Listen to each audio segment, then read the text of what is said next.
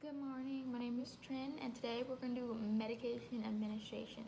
So first we're going to start with the nurse is going to check the MAR against the doctor's order, see what their patient is having for the day, make sure that they matches each other.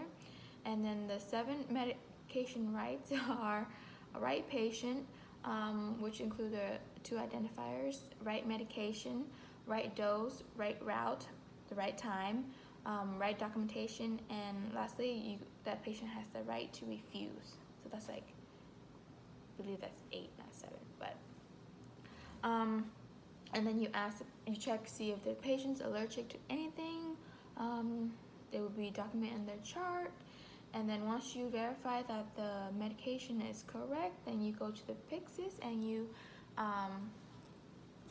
enter your name, and then you pick the medication out for the patient. So when you pick out the medication for the patient, you have to check for the name of the medication, the dose of the medication, and the expiration, see if it's the right patient. And then once you go into the patient's room, you introduce yourself, and then make sure that the patient has water because they're going to be most likely taking oral. And then you do proper hygiene, and then you would scan the patient. You scan the patient, and you would position the patient up, probably sitting, or the head of bed up a little bit so that they can. What? First, you're gonna put your gloves on, and then you scan the patient. What's your name? Christian. When's your birthday? Birthday. May 19. Awesome. Are you happy today? Yes. Okay, today I have your medication, okay? So today, the medication I chose, not specifically for him, but just for anybody who have pain. I chose Percocet, which is a mixture of oxycodone and acetaminophen. It's 325 milligram tablet by mouth every 4 hours as needed. It is an opioid. It's used for moderate to severe pain. And one of the sign that you can look for is drowsiness, lightheaded. So you could tell your patients, hey, be careful getting up because you might get dizzy and fall. And then there's no driving because it makes you really drowsy and sleepy. So, and then you would, and then I would give the patient the medication. I would have my gloves on, and then since I already scanned the medication, make sure it's right, I would open the package and put it in a cup and then hand it to the patient with some water. But in this case, I'm pretending it's Percocet. I'm giving him vitamins. Here you go. There's your medication. Make sure that you're welcome. Make sure that they swallow it and fully, and not have it stuck in one of their lips or something. Go ahead. Go ahead.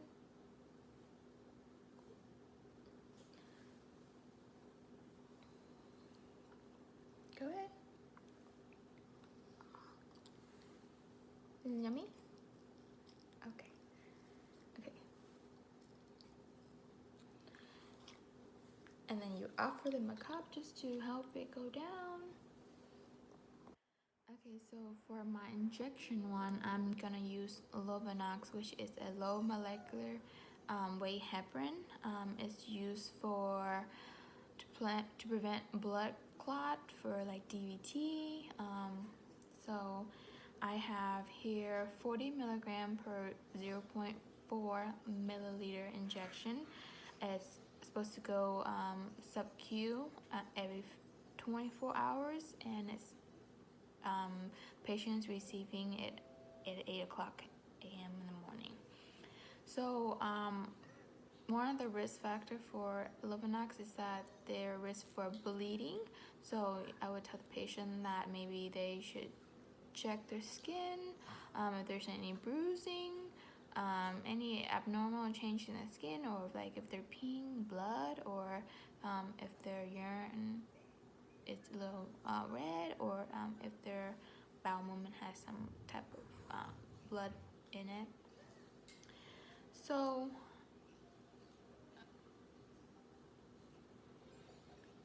I'll be right back.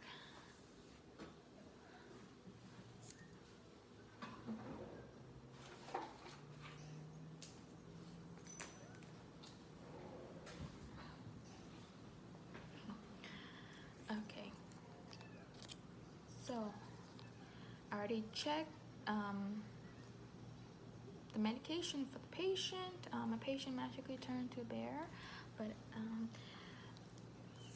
you would find a spot that you want to inject, which usually I would probably pick the belly, which has a good fatty tissue, fatty part to it.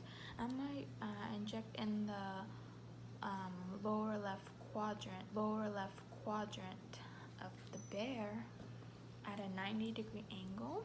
And then first, I already have my gloves on, so I would use my alcohol wipes to wipe the bear, just to clean the area, to avoid any issues, there you go. And then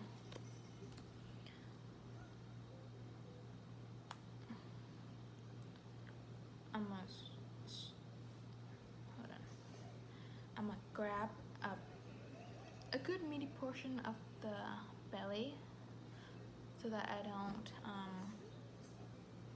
hurt myself with the needle. So you just strike it and then push the meds in and then pull it out, and then I would discard this in the right bin, the needle bin, just to avoid any needle stick. And then you definitely don't rub the injection area because you don't want it to bleed anymore.